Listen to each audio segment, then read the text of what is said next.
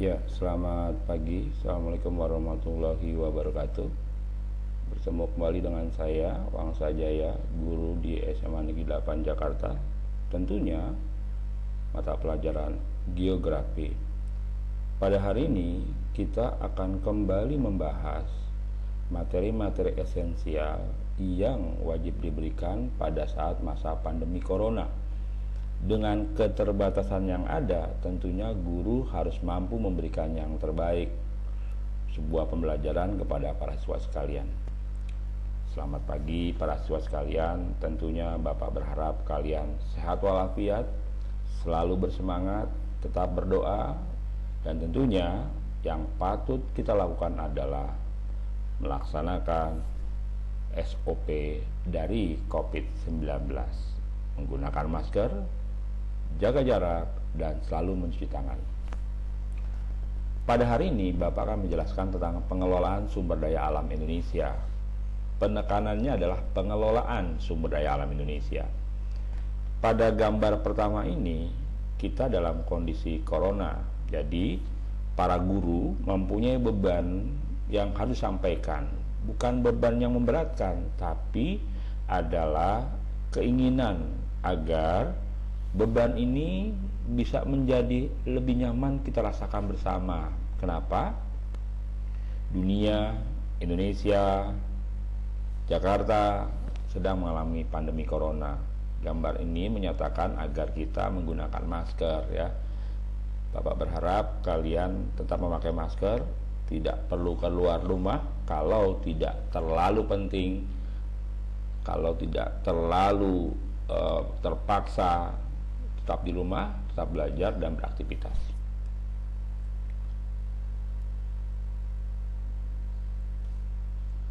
Oke, lanjut ke bagian kedua.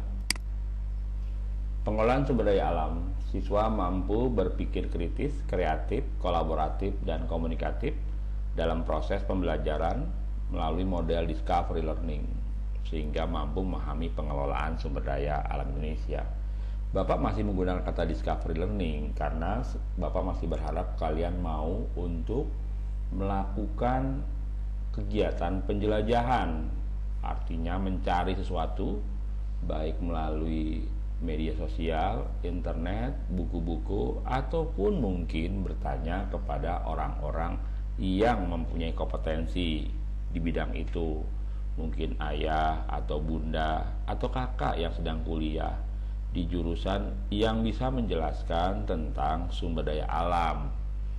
Artinya media kita bukan hanya satu, sumber keilmuan kamu bukan hanya saya, tapi juga orang-orang di sekitar kalian, juga media yang ada di sekitar kalian. Bahan kajiannya ada 4, yaitu ada klasifikasi sumber daya alam, ada potensi dan persebaran sumber daya alam, kehutanan, pertambangan, kelautan, dan pariwisata. Yang ketiga, analisa mengenai dampak lingkungan atau AMDAL dalam pembangunan, serta pemanfaatan sumber daya alam dengan prinsip-prinsip pembangunan berkelanjutan. Di antara keempat bab atau kajian ini, tentunya yang paling penting adalah di nomor 3 dan 4. Kenapa? Karena di nomor 3 dan 4 ini adalah kondisi yang harus kalian laksanakan, yaitu menganalisis. Setelah itu kan berpikir tindakan. Apa yang harus dilakukan dalam sebuah pembangunan sehingga pembangunan menjadi benar, bukan hanya untuk kalian, tapi untuk anak cucu kita. Perhatikan gambar-gambar berikut, ya. Mungkin kalian sudah sering melihat gambar ini, ya. Tapi rasanya kita akan mulai untuk berpikir bukan hanya memahami gambar itu, tapi juga menarik kesimpulan dari gambar-gambar yang ada pada media yang Bapak tampilkan ini. Dalam satu media ini itu ada banyak gambar, ya. Tentunya ada 8 gambar, 3 gambar di atas, 5 gambar di bawah. Pada gambar pertama, tentu kalian hafal dengan kalimat tenggelamkan, ya, salah seorang menteri kita, Bu Susi Pujiastuti, punya kalimat yang menakutkan, yaitu tenggelamkan. Pertanyaannya adalah, mengapa beliau mau menenggelamkan kapal-kapal asing yang mengambil sumber daya alam kita? Tentunya beliau punya pemikiran bahwa kita telah dilecehkan oleh bangsa lain ketika dia tahu teknologi kita, kemampuan sumber daya manusia kita belum sehebat mereka. Maka mereka menggunakan kapal-kapal lebih cepat, lebih berteknologi, sehingga kapal-kapal kita yang jumlahnya tidak banyak tidak bisa mengcover sebuah wilayah kita. Jadi mereka manfaatkan itu. Maka Bu Suji Pujastuti dengan pemikiran yang panjang, oke, melalui persidangan mereka bersalah, tenggelamkan saja.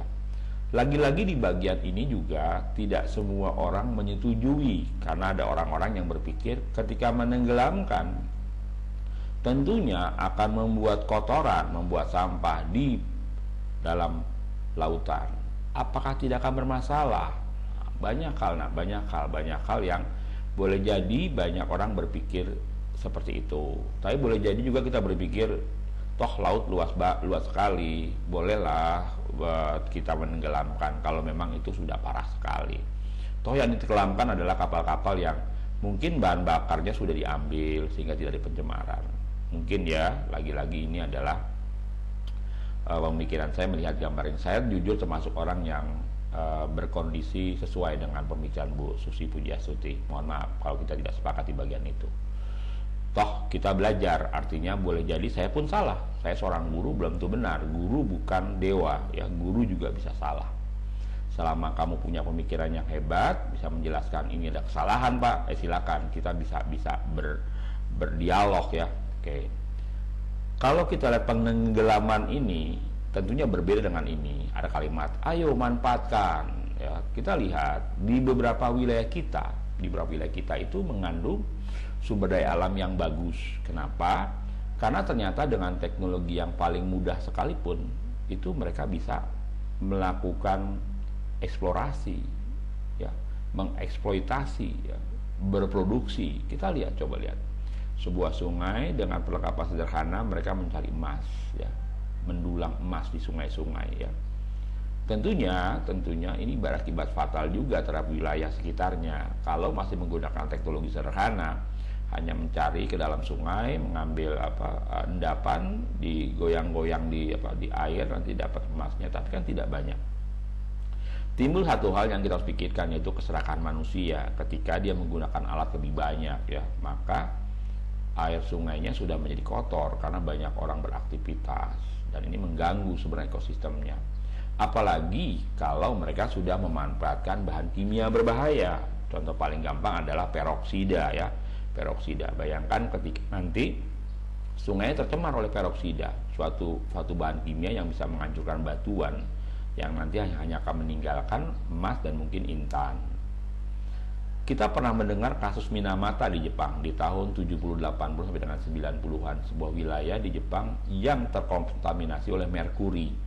Bagaimana tidak ketika ibu-ibu yang melahirkan anaknya cacat, ya, karena terkontaminasi oleh merkuri, yaitu makanan yang mereka makan dari wilayah laut sekitar, ya, lautannya menjadi tercemar.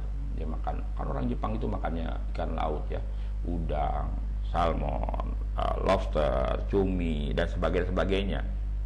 Dan ternyata wilayah itu mengalami kontaminasi oleh merkuri, ya. Berikutnya adalah gambar yang ketiga, bersih dan bermanfaat. Kalau kita lihat ada matahari yang terang benderang, juga ada solar cell, ya, photovoltaic cell, juga ada baling-baling. Kalau sumber daya alam kita di lautan diambil saja, tidak perlu kita menanam di laut, karena laut sedemikian luas, ikan pasti banyak, bertelur, mau berkembang biak. Nelayan nggak perlu menanam, tapi kalau dia di pertanian, perkebunan, dia perlu menanam, kan. Kalau ini juga tambang, ini tinggal ngambil, tidak ada istilah kita mengembangkan tambang, menanam suatu. Ini kan proses dua-duanya. Nah, yang ini bagian dari kehidupan kita, memanfaatkan sumber daya alam. Matahari yang bersinar kuat tentunya dapat dimanfaatkan untuk tanaman. Tanaman itu butuh sinar matahari agar dapat tumbuh, tapi matahari juga yang sedemikian kuat sinarnya bisa kita manfaatkan untuk menjadi energi listrik. memakai teknologi tentunya ya. Berikutnya adalah baling-baling. Ini bukan mataharinya, nah, tapi angin yang lewat. Angin itu kan nggak ada yang mengganggu, dia lewat saja. Apalagi untuk wilayah-wilayah yang memang sering dilalui oleh angin-angin kuat, dan itu belum dimanfaatkan oleh kita. Jadi pemanfaatan matahari untuk pembangkit listrik juga angin belum semua wilayah bisa dipakai. Padahal kita punya dua musim kan, musim hujan dan musim kemarau. Matahari bisa 1 tahun penuh terlihat gitu kan. Angin ya tiap hari ada angin. Persoalannya adalah teknologi dan tidak semua tempat bisa dipakai untuk itu. Kalau kita lihat 5 gambar di bawah, ini kondisi kita baik itu berupa harapan atau juga kenapa tidak gitu loh. Kalau kita lihat, ini wilayah menggunakan fotovoltaik sel ya, solar cell. Bayangkan ini manusianya, ini fotovoltaiknya. Suatu wilayah di permukaan bumi yang menggunakan solar cell. Indonesia daerah tropis, bahagia sekali kalau ini bisa dimanfaatkan. Contoh paling gampang wilayah Nusa Tenggara Timur Barat ya, yang mataharinya lebih lama dari kita. Karena mereka wilayah kerontang, maksudnya curah hujannya lebih sedikit, berarti mataharinya terlihat lebih lama gitu kan. Berikutnya adalah hutan. Hutan kita hutan yang hebat sekali, hutan hujan tropis, hutan musim ya. Batang pohonnya besar-besar, tinggi dan sebagainya. Ini menjadi sumber daya alam kita. Cuma kan kondisinya adalah ketika hutan-hutan kita dibabat habis oleh orang-orang yang tidak bertanggung jawab. Saya berasumsi tidak mungkin dilakukan oleh para petani. Kenapa? Karena petani itu punya cuma golok, kapak, gergaji kecil. Sementara pohon-pohon di Kalimantan itu besar sekali diameternya. Jadi ini pasti orang-orang yang punya kepentingan bisnis ya, para pembalak liar. Penebangan pohon ya, bukan membakar hutan, penebangan pohon ya. Apakah nanti dia nakal dengan cara habis menebang hutan dibakar agar terlihat bahwa bukan penebangan tapi pembakaran hutan? Lagi-lagi itu kan asumsi kita di wilayah yang jauh dari Kalimantan. Kita hanya menebak bahwa ada kebakaran hutan. Berikutnya adalah kebun teh. Kebun teh itu yang diambil pucuknya, nah. Makanya pohon teh itu nggak pernah lebih tinggi dari tubuh manusia karena yang diambil pucuknya. Pertanyaannya adalah, apakah kebun teh kita sudah diremajakan? Ketika wilayah di puncak ya, di puncak banyak kebun teh.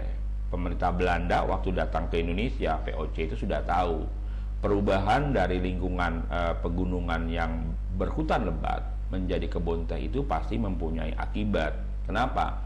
Kan kebun teh itu bukan pohon besar ya, pohon yang kecil-kecil yang mungkin akarnya tidak sekuat akar pohon pinus, mahoni, pohon cemara yang akarnya besar sekali.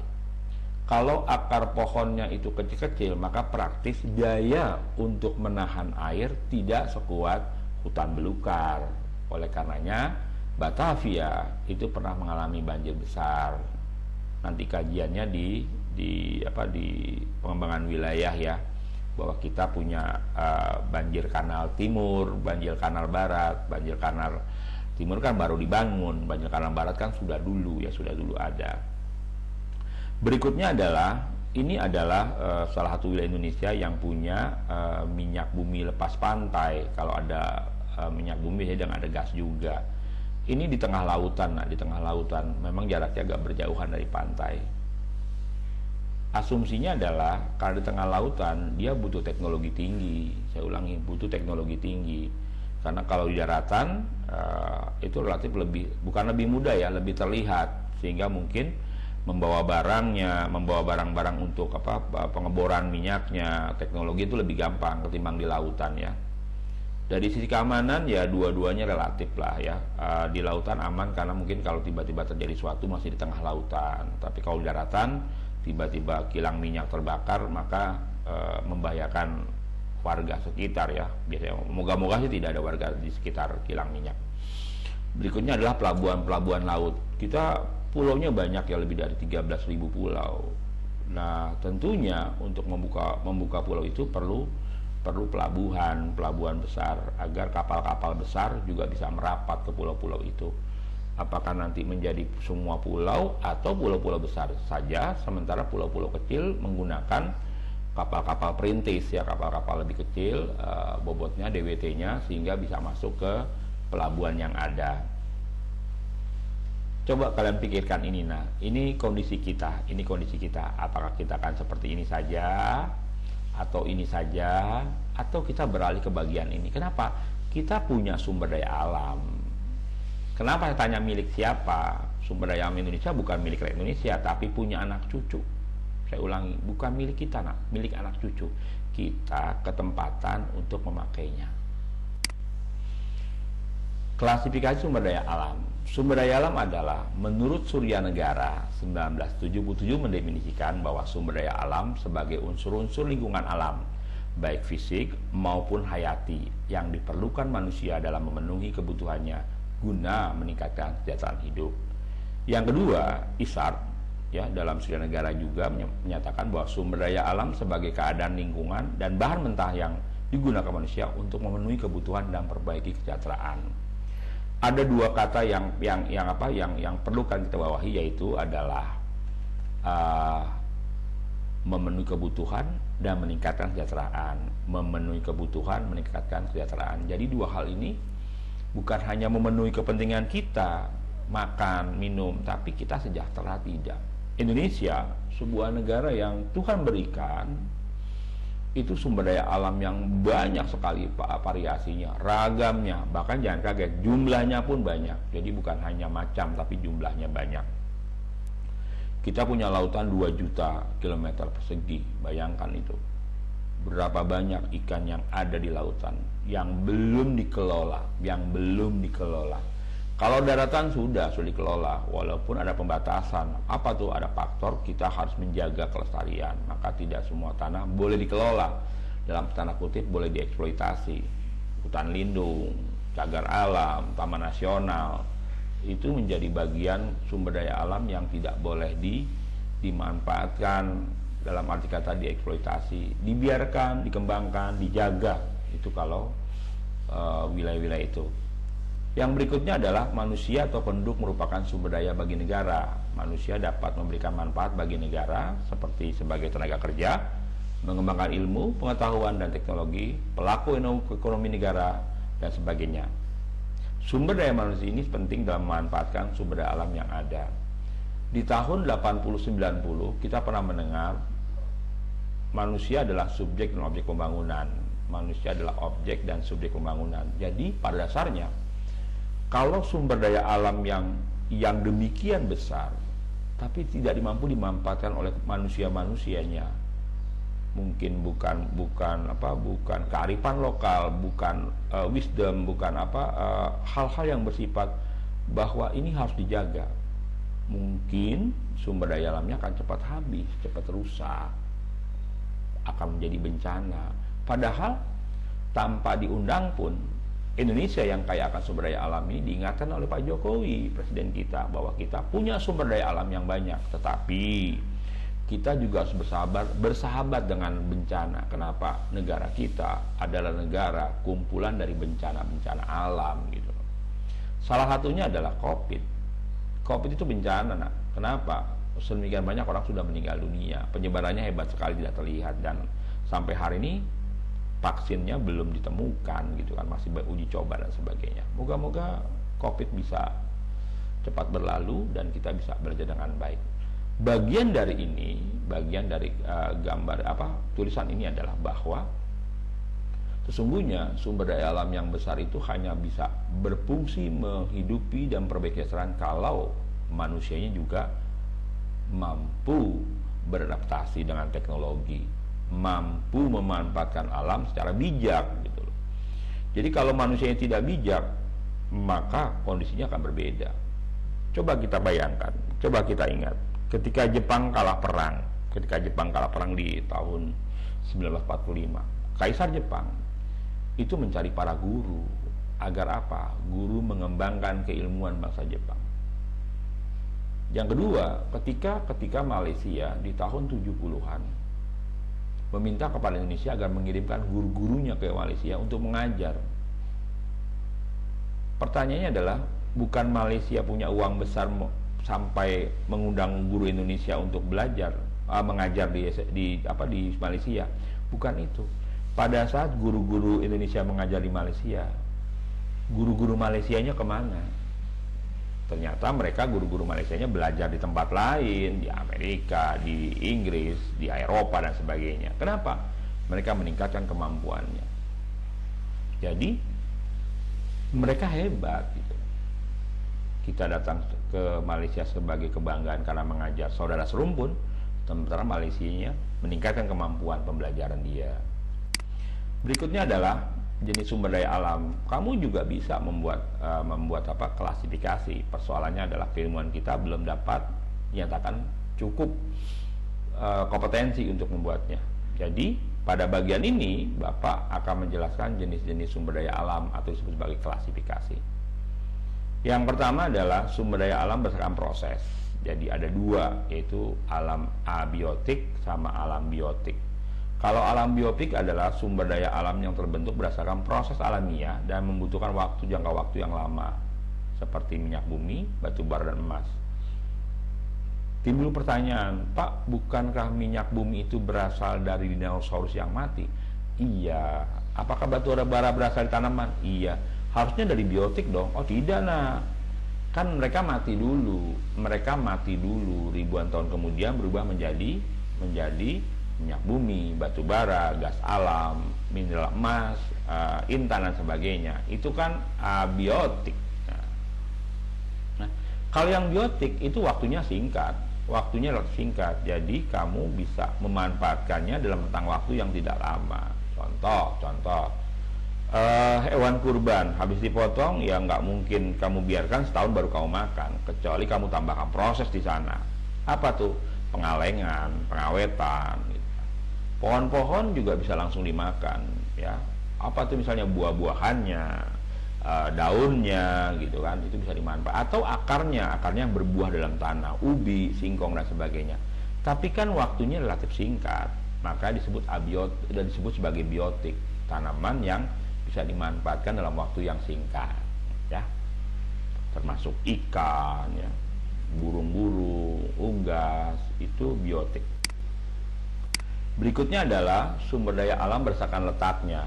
Berdasarkan letaknya itu terlihat gambar di bawah, yaitu ada yang di atas permukaan bumi, ada yang di permukaan bumi, dan ada yang di bawah permukaan bumi. Kalau di atas permukaan bumi seperti energi matahari, udara, ya, angin yang bergerak, termasuk unsur-unsur iklim, kelembapan, gitu loh kan, itu bagian dari sumber daya alam. Karena kalau kelembapannya tinggi maka ada aktivitas manusia yang berbeda. Kalau curah hujannya tinggi ada aktivitas manusia yang berbeda. Sumber daya alam yang dari permukaan bumi seperti air, tanah, pertanian, peternakan, hutan, ya. Air yang jatuh ke bumi itu akan menjadi sumber daya alam kalau dimanfaatkan. Tapi kalau jumlahnya besar itu menjadi banjir, bukan menjadi sumber daya alam. Air yang jatuh di kemiringan itu menjadi sumber daya alam. Tanah yang subur itu jadi sumber daya alam. Tanah yang tidak subur tetap menjadi sumber daya alam. Di atasnya dibangun apa gitu. Ya, contoh kita membangun perumahan di daerah pertanian itu nggak boleh. Kenapa?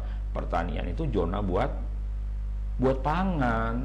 Beberapa wilayah di Indonesia, maaf, di Jawa Tengah, Jawa Timur itu untuk membangun rumah di desa yang mengambil tanah pertanian itu harus dicari gantinya agar nggak sembarangan menguruk sawah langsung buat rumah. Kenapa? Karena boleh jadi ada sekian ton, sekian kuintal yang hilang gara-gara membangun rumah atau bangun pabrik di persawahan, juga itu akan mengakibatkan kekurangan pangan. Jadi tidak sembarangan memanfaatkan sumber daya alam di permukaan bumi. Termasuk boleh jadi kamu ngambil air ya di pegunungan untuk air mineral, ya itu nggak sembarangan juga. Karena kan ada undang-undangnya, ada undang-undang yang harus kita sepakati bahwa bumi, air dan segala isinya yang ada dalam perbumi adalah milik bangsa Indonesia. Yang kita belikan teknologinya. Teknologi air itu dimanfaatkan dalam botol-botol mineral gitu kan. Berikutnya adalah sumber daya alam yang berada di bawah permukaan, dan ini tidak terlihat. Perlu usaha untuk mendapatkan itu, seperti emas, intan, itu ada yang dalam perut bumi. Batu bara juga dalam perut bumi, timah juga dalam perut bumi ya. Ini perlu kajian lebih karena untuk bukan hanya menentukan tempat di mana ada sumber daya alam itu, tapi juga berapa banyak kandungannya. Jangan sampai nanti begitu diselidiki ada tiba-tiba jadi dibangun kilang minyak misalnya atau tempat untuk pengambilan, ternyata baru setahun cadangannya habis. Itu kan merugikan gitu. Jadi harus diukur juga berapa kandungannya, berapa banyak yang bisa ditebak. Itu nggak sembarangan bisa menentukan. Berikutnya adalah sumbernya berdasarkan jumlahnya. Ada yang tidak terbatas, ada yang terbatas. Ini sama sebenarnya irisan dari yang di depan tadi ya.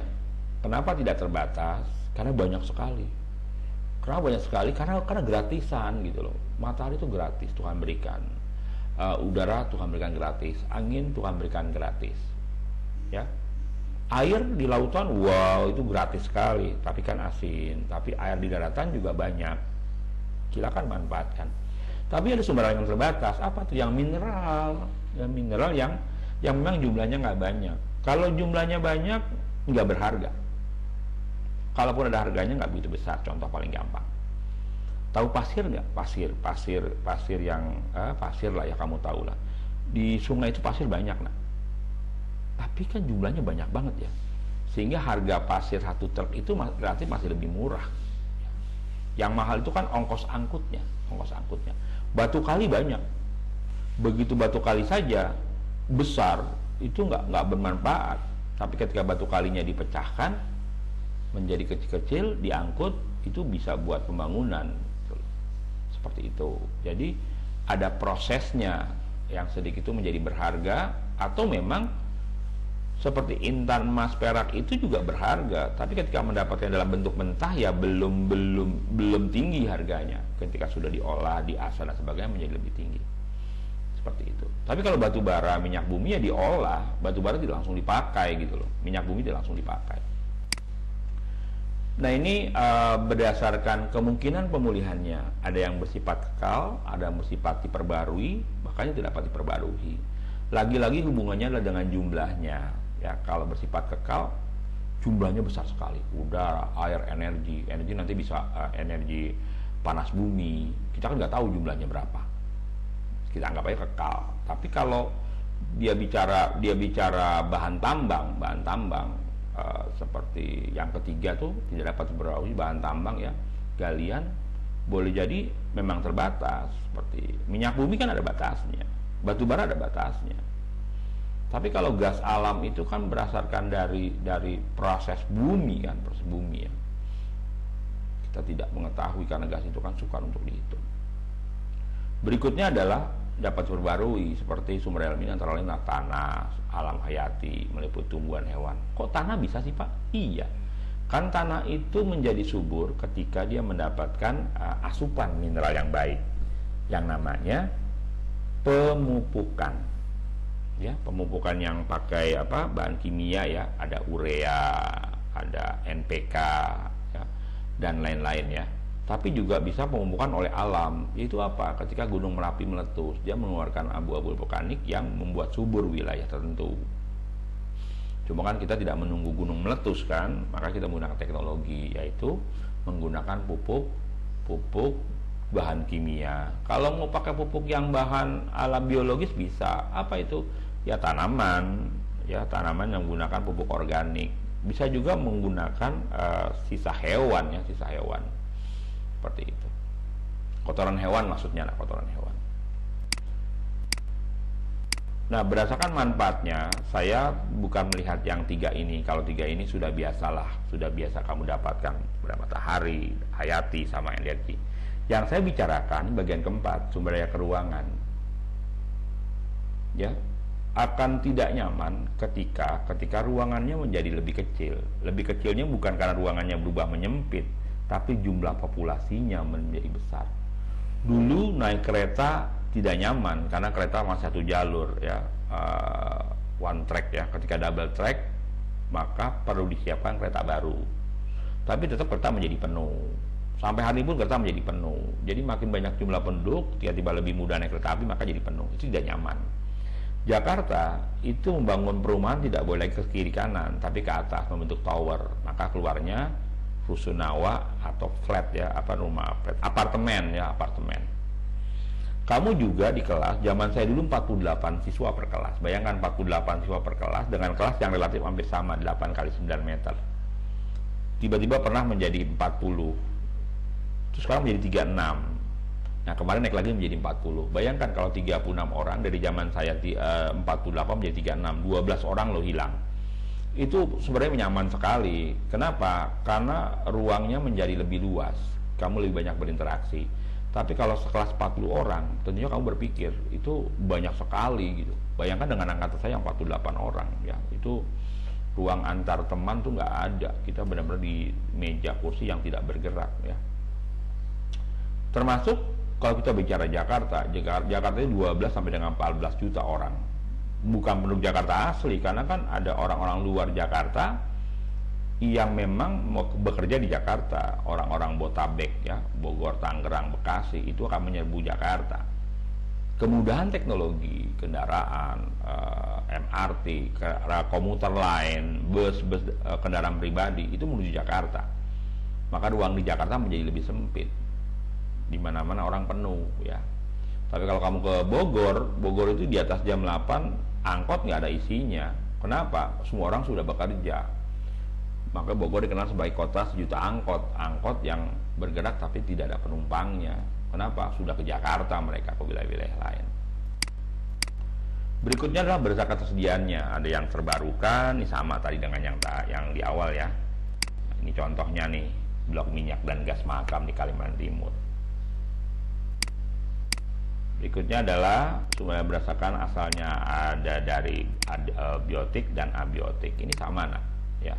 Ini hanya berbeda tampilan, tapi memang dikeluarkan oleh orang-orang yang berbeda mengenai klasifikasinya. Saya hanya menyatakan bahwa klasifikasi itu hampir mirip semua, ya, hampir mirip semua. Tinggal kita menarik kesimpulan utama saja. Nah sekarang ini tugas kalian nih, tugas kalian. Ini Bapak ngambil gambar bumi yang pakai masker ya, COVID-19 pandemik. Kenapa divisualkan biar sadar ya, biar sadar.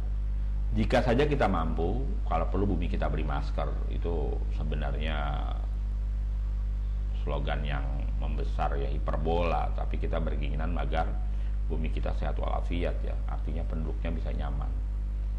Indonesia negeri yang kaya raya dengan sumber daya alam, tetapi Indonesia juga kaya akan potensi bencana alam. Saya minta kepada kalian buat satu poster yang berisi visual dan infografis kenyataan antara kaya akan sumber daya alam tapi berpotensi terbesar bencana alam. Ya, dengan tagar Wangsa Jaya dan bersahabat dengan bencana. Isinya apa? Ada banyak wilayah Indonesia yang punya bencana, yang punya sumber daya alam tapi juga punya mitigasi bencana. Contoh paling gampang lah, jangan diambil nanti nak. Kita bicara Aceh itu ada Arun ya, ada gas alam dan sebagainya. Tapi Aceh pernah tsunami loh. Nah itu satu contohnya ya. Kalimantan tuh banyak batu bara ya, banyak pengusaha batu bara. Tapi ingat, Kalimantan juga rawan dengan kebakaran hutan. Bayangkan kalau batu bara kena percikan api, wow itu parah itu. Ya. Jadi dua contoh itu menjadi bagian pemikiran kalian. Tolong buat satu poster yang berisi visual infografis kenyataan antara kaya akan sumber daya alam tapi potensi terbesar bencana alam. Ingat ya, dalam satu wilayah tidak boleh kamu ngambil banjir di Pulau Jawa tapi sumber daya alamnya di Sulawesi, itu nggak nyambung. Saya mau satu wilayah yang ada sumber daya alamnya tapi juga ada unsur potensi bencana alam. Demikian nak tugas kalian ya. Terima kasih. Moga-moga bermanfaat. Kalau kurang jelas ulangi lagi video ini. Moga-moga bisa memperjelas apapun yang kalian butuhkan. Demikian, terima kasih. Selamat pagi. Saya Wangsa Jaya, SMA 8 Jakarta. Salam semangat, salam sehat, cerdas, tangguh untuk Indonesia. Assalamualaikum warahmatullahi wabarakatuh.